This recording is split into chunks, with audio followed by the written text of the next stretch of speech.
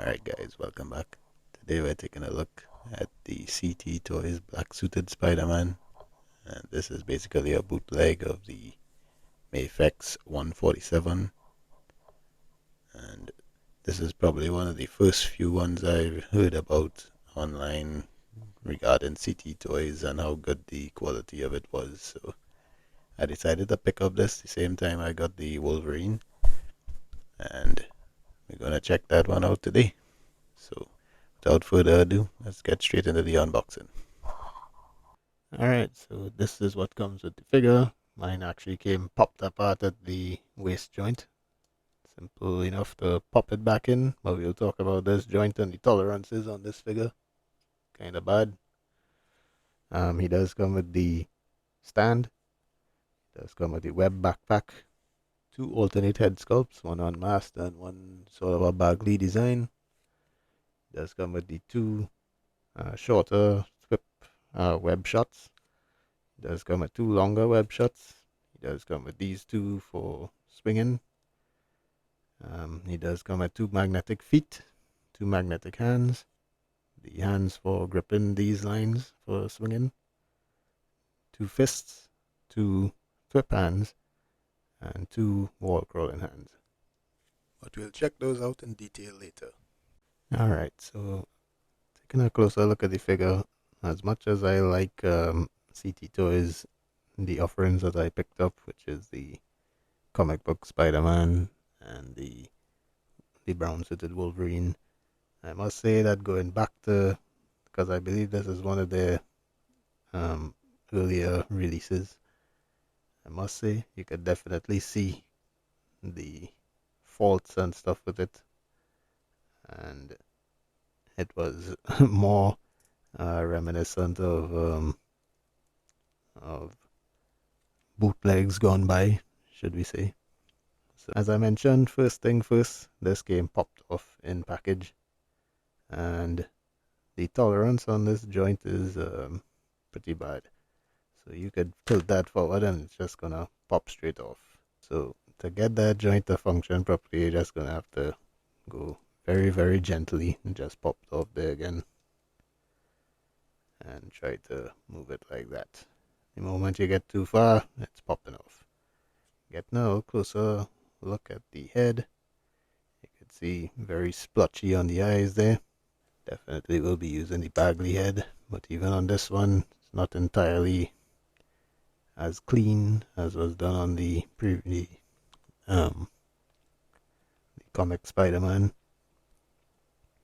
You could see very faintly, I don't know if it's just dark blue plastic that they used or if it's a airbrush. I feel it's more of a airbrushed shading on some parts, so you can see that dark blue effect, because in the comics he's drawn with the blue parts as the highlights, since you can't really draw shadows on black. And it does look really good. That's one thing though, the figure does look really good, but some of the functionality on it is not the greatest. The spider, very sloppy on this side, but from a distance, it's not something you notice. But you could see certain points it just missed the mark altogether. The sculpt, I mean, sorry. The back hair is not the neatest either. Also the spider. So I don't know if it's a situation where mine was just shit, basically. But yeah, I've seen a lot of other videos on this figure, and I don't think a lot of people's look like this, so maybe mine was just a dud. So in addition to the bad tolerance on the waist joint, there was also bad tolerance on the arm here. I actually had to put a piece of paper into the joint to kind of tighten it up a little bit. But this joint was super floppy, super loose. But other than that, the figure does look pretty decent. Oh, and I forgot this one as well. These ugly molded lines or something that got molded into the figure. I checked on the on the comic book Spider-Man, and those didn't have those at all. So this is just unique to this one, I guess. And also this leg was another joint that was badly toleranced. I did the same thing with the shoulder. I popped in a piece of paper inside here, but before you couldn't move it without this leg just popping straight off. So keep that in mind, I guess, for if you decide to pick this one up.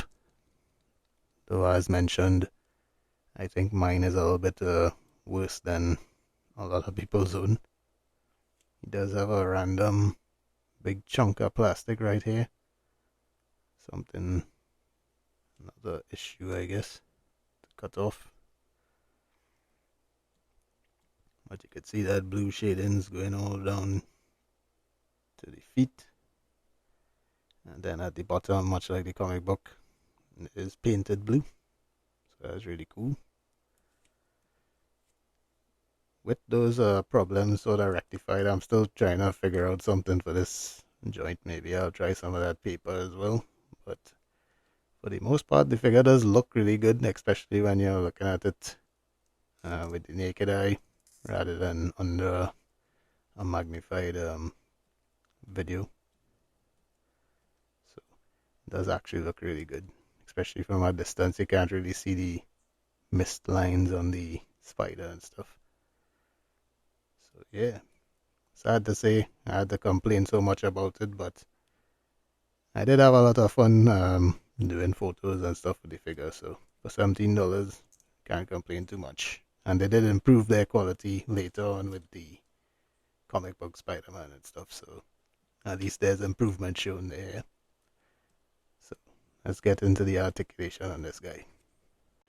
So getting into the articulation, the head does look up extremely far, look down extremely far, and it does tilt left to right, and you get those diagonal ups, diagonal downs, so any which way you want to go. The shoulders do operate on that Mafex joint, where there's a ball joint at the end of the shoulder which plugs into the socket there, which is also plugged into another ball joint at the bottom. So you do get a rotation around, and you can get quite a bit across the chest and quite a bit back. Though if I push it any further, it's likely to pop the hand out because of the tolerance, as mentioned. But you do get the shoulders extremely high, and the bicep does swivel. The elbows are double jointed. The wrists are ball hinge, so you get any which way as well. Spin those around like that. And what I usually do for these is I just pop the hand off, and if I need it to be oriented in a different way, so now I have like that. The torso does have double ball pegs inside, so it does lean forward quite a bit. Gonna have to hold this bottom joint because this one's likely to pop out. So you do get about that much far forward without using the bottom joint, but width can get about, oh jeez, yeah, that joint's definitely a problem. So you do get about this much forward without it popping off, and quite a bit more back without it popping off. And of course you could tilt as well. The legs do have that drop down mechanism, so you can drop down, and with that drop down you can kick forward about that far, kick back about that far, and the legs can split about this far. The thigh does swivel, so those double joints do give you about that much range.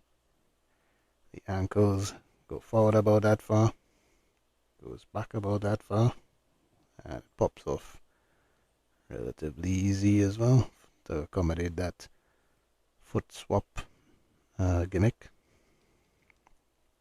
And he does have the toe joints, and of course rocker. And these are on a ball hinge joint as well, so you can actually spin these if you wish. So he does come default with some relaxed hands in package, and those are all nicely painted with a trapezoid on the back of the hand on each of them. He does come with splayed out hands, which you can also use for wall crawling hands or other gestures. So he does come with a pair of his iconic web shooting hands, but I believe in the symbiote suit he shoots the webs out of the trapezoid shape at the back of his hand, and usually does that using a fist. But in later iterations, after he lost the symbiote suit, he did get a fabric black suit for a short time, so maybe those web shooting hands are for instances where you want to represent that. He does also come with a pair of fists. He does come with a pair of hands for holding those web lines. So he does come with magnetic hands and feet, and once all the magnets are contacting the surface, it usually is able to stick on pretty well.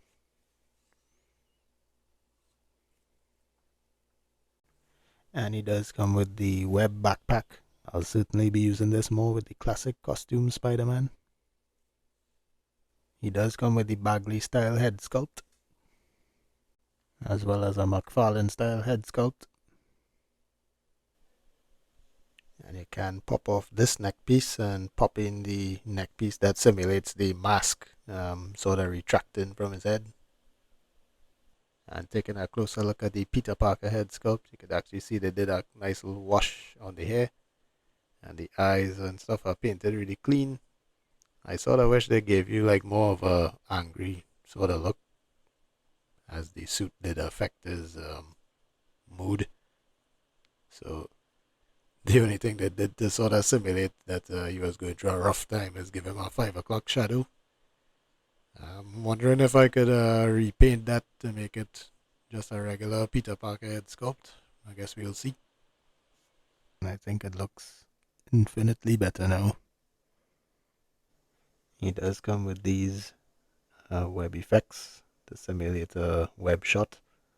And basically you pop off the hand, you slide this on, and then you pop back on the hand. So this goes around the wrist like that. Pretty much comes with 2 short ones like these, and the 2 long ones. And you can use those web effects on either the web shooting hands, or you can use them with the fists. So for height, he does stand around 5 3/4 inches tall. And so he looks next to another CT Toys, the CT Toys Classic Suit Spider-Man. And another CT Toys, the CT Toys Brown Suited Wolverine. And so he looks next to an SH Figure Arts Luffy. And so he looks next to a McFarlane Batman. And so he looks next to an actual Mafex Nightfall Batman. And so he looks next to a Premium DNA Earthworm Jim. And so he looks next to a NECA Mirage Donatello. And so he looks next to Jada Toys Street Fighter 2 Ken. So he looks next to Jada Toys Mega Man. And then here's how he looks next to Marvel Legends Ant-Man. Alright, so in closing, I'd say that this figure, although it does have quite a few flaws on it in terms of the tolerances on the joints, and even some sloppy paint on the spider and eyes, I still had quite a lot of fun photographing this, and even at this distance here, it looks pretty cool. So with that in mind, I hope you can now go forth and make an informed choice as to if you would like to get this or not. Keep in mind that a lot of the reviews I saw on this figure did not have those issues where things were popping off and stuff. So this could just be pretty much on my copy. But nonetheless had to mention it. And also I would like to point out that this was probably one of their earlier figures as well, and they did improve vastly with the